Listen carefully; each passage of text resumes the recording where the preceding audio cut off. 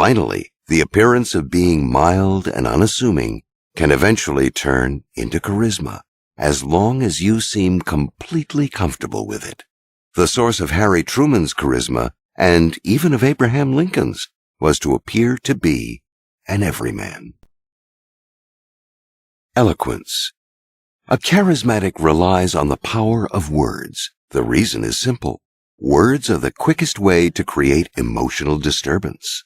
They can uplift, elevate, stir anger without referring to anything real.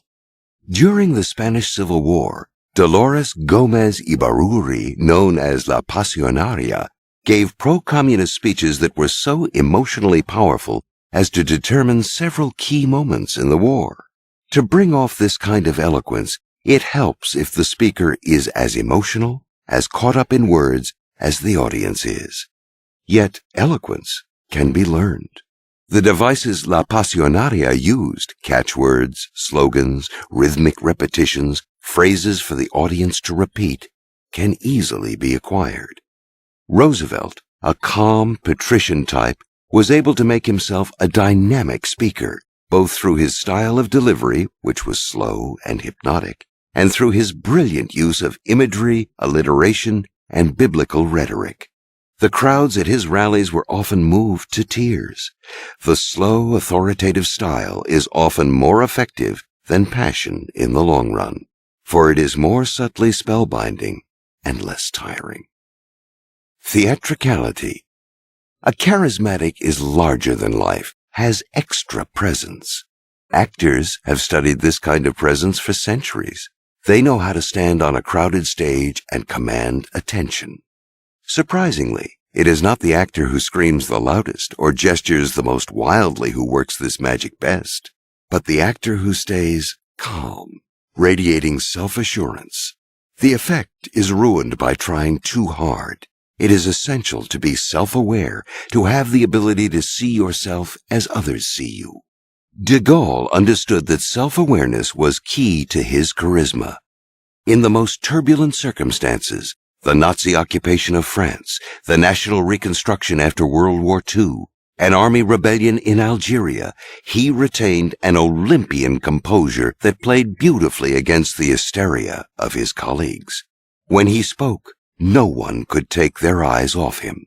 Once you know how to command attention this way, heighten the effect by appearing in ceremonial and ritual events that are full of exciting imagery, making you look regal and godlike. Flamboyancy has nothing to do with charisma. It attracts the wrong kind of attention. Uninhibitedness. Most people are repressed and have little access to their unconscious, a problem that creates opportunities for the charismatic, who can become a kind of screen on which others project their secret fantasies and longings. You will first have to show that you are less inhibited than your audience, that you radiate a dangerous sexuality, have no fear of death, are delightfully spontaneous. Even a hint of these qualities will make people think you are more powerful than you are. In the 1850s, a bohemian American actress, Ada Isaacs Menken, took the world by storm through her unbridled sexual energy and her fearlessness. She would appear on stage half-naked, performing death-defying acts. Few women could dare such things in the Victorian period, and a rather mediocre actress became a figure of cult-like adoration. An extension of your being uninhibited is a dreamlike quality in your work and character that reveals your openness to your unconscious. It was the possession of this quality that transformed artists like Wagner and Picasso into charismatic idols. Its cousin is a fluidity of body and spirit. While the repressed are rigid, charismatics have an ease and adaptability that show their openness to experience. Fervency. You need to believe in something, and to believe in it strongly enough for it to animate all your gestures and make your eyes light up. This cannot be faked. Politicians inevitably lie to the public. What distinguishes charismatics is that they believe their own lies, which makes them that much more believable. A prerequisite for fiery belief is some great cause to rally around, a crusade. Become the rallying point for people's discontent and show that you share none of the doubts that plague normal humans. In 1490, the Florentine Girolamo Savonarola railed at the immorality of the Pope and the Catholic Church. Claiming to be divinely inspired, he became so animated during his sermons that hysteria would sweep the crowd. Savonarola developed such a following that he briefly took over the city until a pope had him captured and burned at the stake. People believed in him because of the depth of his conviction. His example has more relevance today than ever. People are more and more isolated and long for communal experience. Let your own fervent and contagious faith in virtually anything give them something to believe in. Vulnerability. Charismatics display a need for love and affection. They are open to their audience and, in fact, feed off its energy.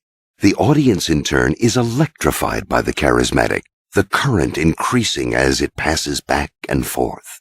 This vulnerable side to charisma softens the self-confident side, which can seem fanatical and frightening. Since charisma involves feelings akin to love, you in turn must reveal your love for your followers. This was a key component to the charisma that Marilyn Monroe radiated on camera. "I knew I belonged to the public," she wrote in her diary, "and to the world, not because I was talented or even beautiful, but because I had never belonged to anything or anyone else. The public was the only family, the only Prince Charming, and the only home I had ever dreamed of." In front of a camera, Monroe suddenly came to life, flirting with and exciting her unseen public. If the audience does not sense this quality in you, they will turn away from you. On the other hand, you must never seem manipulative or needy. Imagine your public as a single person whom you are trying to seduce. Nothing is more seductive to people than the feeling that they are desired. Adventurousness. Charismatics are unconventional. They have an air of adventure and risk that attracts the bored. Be brazen and courageous in your actions. Be seen taking risks for the good of others. Napoleon made sure his soldiers saw him at the cannons in battle. Lenin walked openly on the streets despite the death threats he had received. Charismatics thrive in troubled waters. A crisis situation allows them to flaunt their daring, which enhances their aura. John F. Kennedy came to life in dealing with the Cuban Missile Crisis. Charles de Gaulle when he confronted rebellion in Algeria. They needed these problems to seem charismatic, and in fact, some have even accused them of stirring up situations. Kennedy through his brinkmanship style of diplomacy, for instance, that played to their love of adventure. Show heroism to give yourself a charisma that will last you a lifetime. Conversely, the slightest sign of cowardice or timidity will ruin whatever charisma you had. Magnetism. If any physical attribute is crucial in seduction, it is the eyes. They reveal excitement, tension, detachment without a word being spoken. Indirect communication is critical in seduction and also in charisma. The demeanor of charismatics may be poised and calm, but their eyes are magnetic. They have a piercing gaze that disturbs their target's emotions, exerting force without words or action. Fidel Castro's aggressive gaze can reduce his opponents to silence. When Benito Mussolini was challenged, he would roll his eyes, showing the whites in a way that frightened people. President Sukarno of Indonesia had a gaze that seemed as if it could have read thoughts.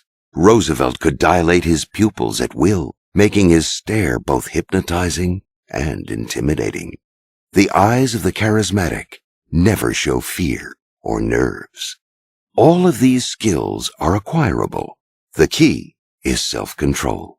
The look does not necessarily have to be aggressive. It can show contentment. Remember, your eyes can emanate charisma, but they can also give you away as a faker. Do not leave such an important attribute to chance. Practice the effect you desire.